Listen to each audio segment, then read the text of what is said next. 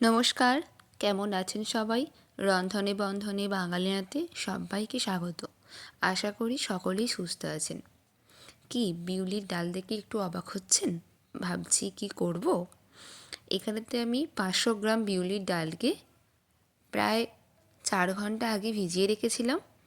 এরপর বিউলির ডালটাকে খুব ভালো করে মিক্সার বাটিতে বেটে নেব। হ্যাঁ, ভাবছেন তো যে বিউলির ডাল দিয়ে কী করব? অনেক দিন ধরেই ভাবছি যে একটু দই বড়া করা যাক। তাই আজকে আর অপেক্ষা নয়, একবারে বিউলির ডাল ভিজিয়ে দিলাম দই বড়ার রেসিপিটা আপনাদের ঘরে দেখাবো বলে। এখানেতে আমি ডালটাকে নিয়ে নিয়েছি। এরপর হাতের সাহায্যে খুব ভালো করে ঘোরাতে হবে। মানে আপনারা এদিক ওদিক না ঘুরিয়ে যে কোনো একটা দিক ঘোরাবেন, হয় বাঁ দিকে আর না হয় ডান দিকে, যে কোনো একটা দিকে। একবার বাঁ দিক একবার ডান দিক এরকম না, মানে ধরুন একবার খুব ভালো করে বাঁ দিকে ফেটিয়ে নিলেন, তারপর আর একবার ডান দিকে ফাটালেন, তাহলে কোনো অসুবিধা হবে না। কিন্তু ডালটা যখন ফাটাবেন তখন কিন্তু ডান দিক বাঁ দিক ঘন ঘন করবেন না, তাহলে যে ডালটা না খুব ভালো ফাটবে না গো। আর যেহেতু বড়া করতে হবে এগুলোকে, সেহেতু কিন্তু বড়াটা ফুলবে না, তাই ডালটা খুব ভালো করে ফাটাতে হবে। এরপরই দেব ওপর থেকে পরিমাণ মতো লবণ, আর দেব মৌরি। মৌরিটা কিন্তু আমি একটুখানি ভেজে নিয়েছি কড়াইতে, আপনারা না ভাজতেও পারেন। আর দিয়েছি অল্প একটু পরিমাণে জিরে। জিরে আর মৌরিটাকে আমি কড়াইতে মিনিট 2 ভেজে নিয়েছিলাম। আপনারা চাইলে না ভাজতেও পারেন, কিন্তু ভাজলে কিন্তু বেশি ভালো হয়। ভালো করে ভেজে নেওয়ার পর এবার ডালের মধ্যে দিয়ে দিয়েছি। ডালটাকে না খুব ভালো করে ফাটাতে হবে। আপনারা দেখতেই পাচ্ছেন ডালটা আমার কতটা মসৃণ হয়েছে। আবার ফেটানোর জন্য আরও মসৃণ হয়েছে ডালটা, মানে খুব ফ্লাপি হয়ে গেছে ডালটা ফাটাতে ফাটাতে। আপনারা যখন ডালটা ফাটাবেন তখন দেখতেই পাবেন ডালটা না খুব ভালো করে ফাটালে ডালটা উপর থেকে খুব ভালো ফ্লাপি হয়ে যাবে। দেখুন ডাল ফাটানো কিন্তু আমার প্রায় হয়েই গেছে। এরপর আমি একটা বাটি নিয়েছি, তার মধ্যে কিছুটা জল নিয়েছি। আপনাদের ঘরে দেখাচ্ছি, দেখুন একটুখানি ডাল ফেলে যে ডুবে যাচ্ছে কিনা। দেখুন কিন্তু ডোবে নেই, তার মানে আমার ডাল ফাটানো কিন্তু একদম কমপ্লিট। যখন দেখবেন ডাল উপর দিকে ভেসে উঠেছে তখন ডাল ফাটানো হয়ে গেছে। এরপর আরেকটি কড়াইতে তেল নিয়েছি, তেলটাকে গরম করা হয়ে গেছে। ওপর থেকে ডালগুলো ছোট ছোট আকারে দিয়ে দেব। এই সময় গ্যাসের ফ্লেমটাকে একদম লো টু মিডিয়াম করে রাখবেন, নালে ডালের উপরটা ভাজা হয়ে যাবে, ভেতরটা কাঁচা থেকে যাবে।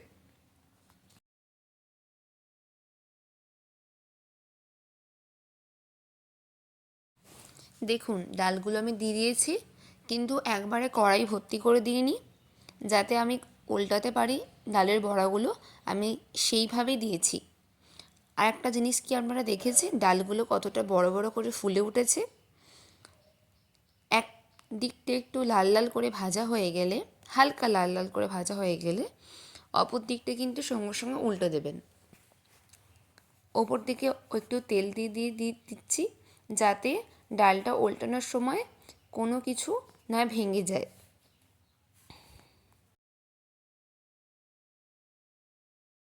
চলুন, ডালগুলো তো আমার একদম লাল লাল করে ভাজা হয়ে গেছে বড়াগুলো। তো এবার বড়াগুলো আমি একটা পাত্রে তুলে নেব। এর থেকে বেশি লাল লাল করে ভাজবেন না একদমই।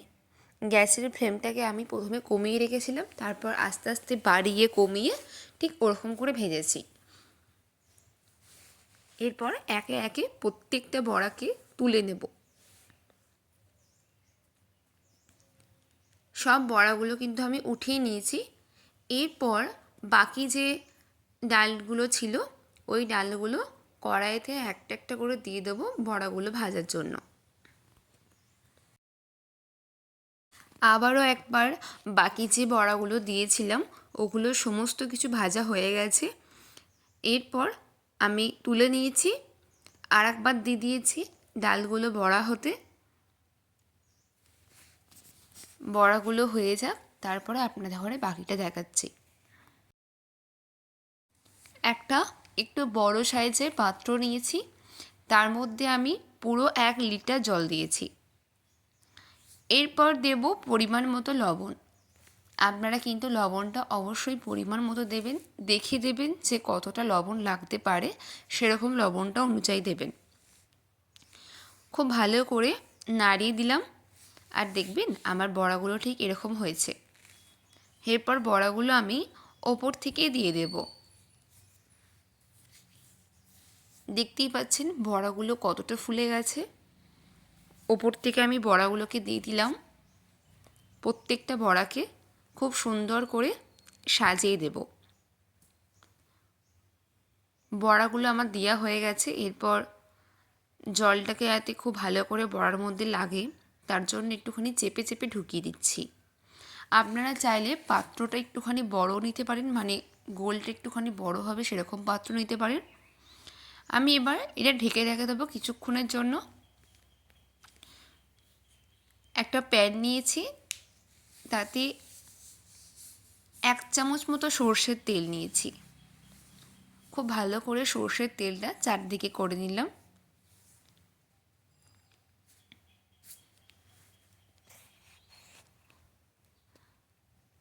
এরপর গুড় নিয়েছি এখানেতে। আখের গুড়, কিন্তু খেজুরের গুড় হলে কিন্তু হবে না। আপনাদের ঘরে আখের গুড় বা চিনি ব্যবহার করতে হবে। চিনির জায়গায় যদি আপনারা গুড় ব্যবহার করেন না, তাহলে যে চাটনিটা আমি বানাবো, তেঁতুলের চাটনি, সেটা কিন্তু অনেক দিন পর্যন্ত থাকবে। আর চিনি ব্যবহার করলে বেশি দিন থাকে না কো, একটুখানি মদো মদো গন্ধ ছেড়ে যায়। তাই আপনারা চিনির জায়গায় কিন্তু আখের গুড়টাই ব্যবহার করবেন। এরপর দিয়ে দেব তেঁতুলের জল বা তেঁতুলের পাল্প।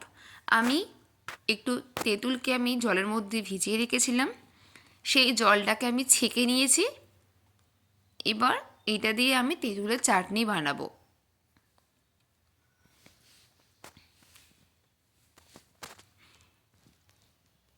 খুব ভালো করে ফোটাতে হবে।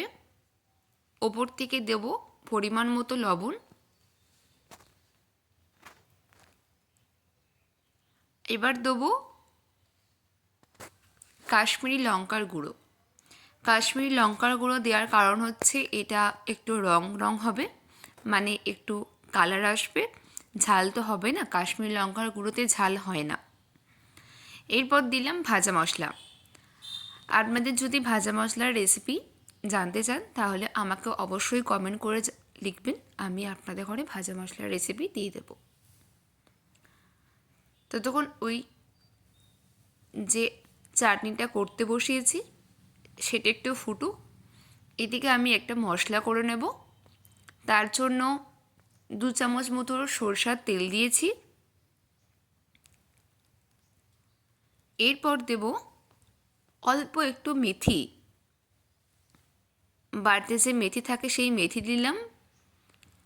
অল্প একটুখানি আদা কুচি দিলাম, একদম সামান্য পরিমাণ মতো আদা কুচি দিলাম। এরপর দিলাম ধনে পাতা। দেখতেই পাচ্ছেন কেমন ফুটছে ওপর থেকে। ধনে পাতাটা যেহেতু ধুয়ে নিয়েছিলাম, তাই ধনের পাতার মধ্যে অল্প একটুখানি জল ছিল। এই যে মশলাটা করলাম, চলুন এরপর দিলাম ওপর থেকে একদম সামান্য পরিমাণে একটু জল।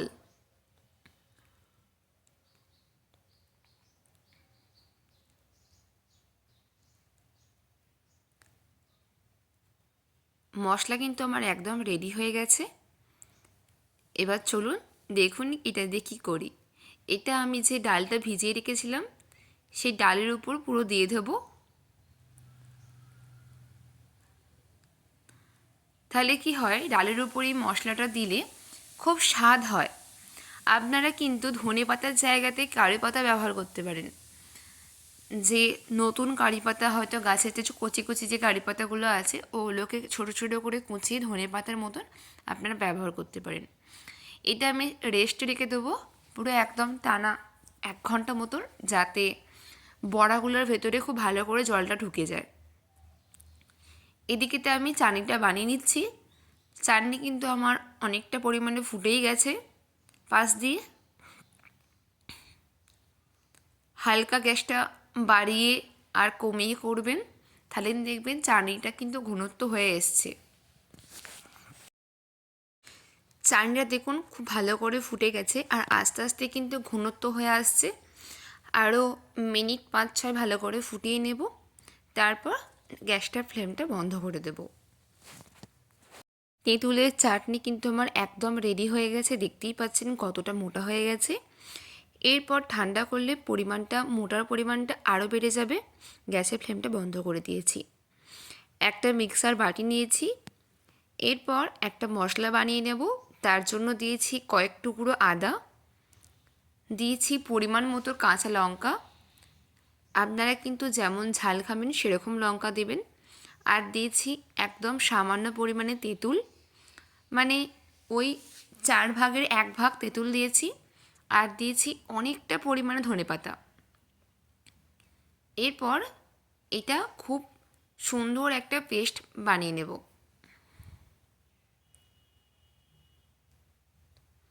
দেখুন কিন্তু জল দিইনি, পেস্টের মধ্যে কতটা ঘনত্ব হয়েছে দেখতেই পাচ্ছেন। দেবো পরিমাণ মতো লবণ পেস্টের মধ্যে, যেহেতু আগে থেকে লবণ দিইনি তাই পরিমাণ মতো লবণ দিয়ে দিলাম। একটু চামচে করে মিশিয়ে নেব। এবার দেবো উপর থেকে পরিমাণ মতো ভাজা মশলা। ভাজা মশলাটা দেওয়ার পরও চামচে করে একটু খুব ভালো করে মিশিয়ে দেব।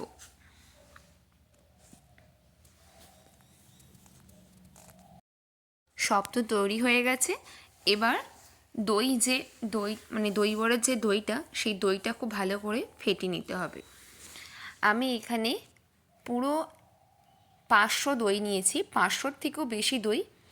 অবশ্যই আমি এই দইটা বাড়িতে বানিয়েছি, দোকানের কেনা দই আমি ব্যবহার করিনি গো। আপনারা চাইলে দোকানে কেনা দই ব্যবহার করতে পারেন, কিন্তু আমি এখানেতে বাড়িতে পাতা দই ব্যবহার করেছি। বাড়িতে পাতা দই ব্যবহার করলে দইয়ের কিন্তু টক ভাবটা একটু বেশি হয়। আপনারা লক্ষ্য করবেন বাড়িতে যখন দই পাতবেন তার কিন্তু টক ভাবটা একটুখানি বেশি হয়। আর দিয়েছি ওপর থেকে অল্প পরিমাণে জল, মানে আমি এখানেতে 1/2 লিটারে একটু কম ঠান্ডা জল ব্যবহার করেছি, ফ্রিজের একদম ঠান্ডা জল, সেই ঠান্ডা জল ব্যবহার করেছি। এরপর দইটাকে খুব ভালো করে ফেটাতে হবে, তার জন্য আমি এখানেতে লবণ দিয়েছি পরিমাণ মতো, আর পরিমাণ মতো চিনি দিয়েছি, যাতে দইটার মধ্যে একটু একটু মিষ্টি মিষ্টি ভাব আসে। দইটা খুব ভালো করে ফেটাতে হবে। আপনারা চাইলে মিক্সার বাটিতে দইটা ফেটিয়ে নিতে পারেন।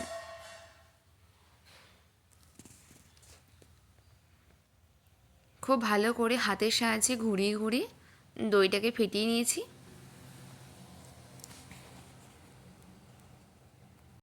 চলুন দেখে নিই বড়াগুলো কতটা ফুলে গেছে।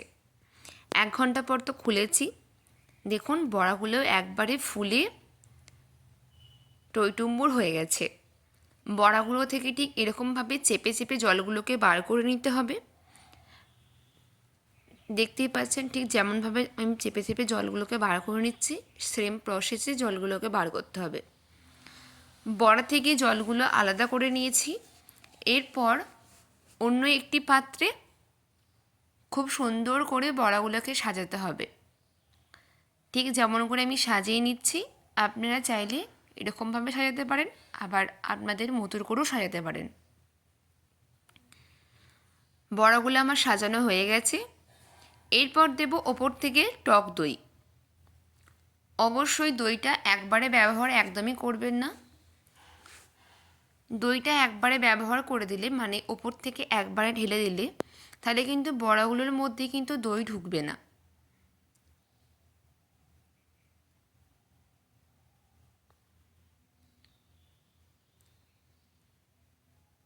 একে একে প্রত্যেকটা বড়া খুব সুন্দর করে সাজিয়ে দেওয়া হয়েছে। এরপর দেব আবারও দই পরিমাণ মতো। যাতে প্রত্যেকটা বড়ার মধ্যে দইগুলো খুব সুন্দর করে ঢুকে যায়। দেখুন আমি এখানে 2খানা পাত্রে রেখেছি। এরপর এগুলোকে ফ্রিজে রাখবো প্রায় 2 ঘন্টার জন্য। 2 ঘন্টা পর দেখুন ফ্রিজ থেকে আমি বড়াগুলো বার করে নিয়েছি। একটা পাত্রের মধ্যে মানে একটা প্লেটের মধ্যে বড়াগুলো আমি পরিবেশন করে আপনাদের ঘরে দেখাচ্ছি। আর চলুন দেখুন কিভাবে আমি পরিবেশনটা করি। একে একে প্রত্যেকটা বড়াকে খুব সুন্দর করে সাজিয়ে নিয়েছি।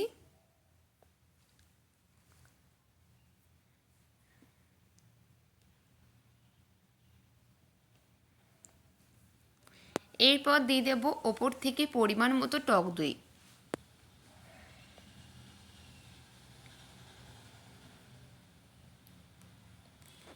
একটা বড়ার উপর দেখতে পাচ্ছেন একটু সবুজ সবুজ কি লেগে আছে, ওটা কিন্তু যে ভেজে ধনেপাতাটা দিয়েছিলাম না, সেই ধনেপাতাটা। এরপর দেব ওপর থেকে পরিমাণ মতো তেঁতুলের চাটনি। আমি যেভাবে তেঁতুলের চাটনিটা বানালাম আখের গুড় দিয়ে, আপনারা অবশ্যই এইভাবে বানাবেন, দেখবেন খেতে পুরো অপূর্ব হয়। এই তেঁতুলের চাটনি আপনারা বানিয়ে শুধুমাত্র বড়ার সাথে না, যদি আপনারা দই ফুচকা করেন বা হয়তো পাপড়ি চাট করেন সেখানেও ব্যবহার করতে পারেন, খেতে অপূর্ব হয়। এরপর দেব পরিমাণ মতো ধনেপাতার চাটনি।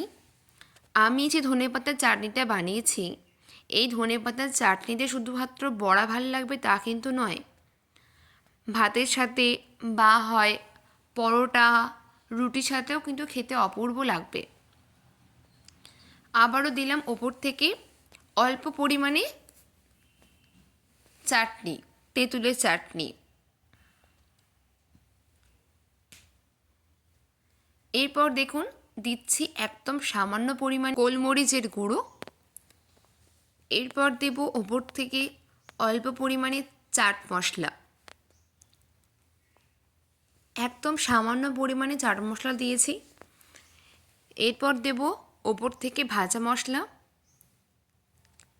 যা আমি বাড়িতেই বানিয়ে থাকি ভাজা মশলাটা। আবার ওপর থেকে দিয়ে দিলাম টক দই। যেহেতু নামটা দই বড়া, তাই ভর্তি ভর্তি করে দই দিতে হবে, একদম কিপটিমি করা চলবে না। একদম ভর্তি ভর্তি করে দই দিয়ে দিচ্ছি।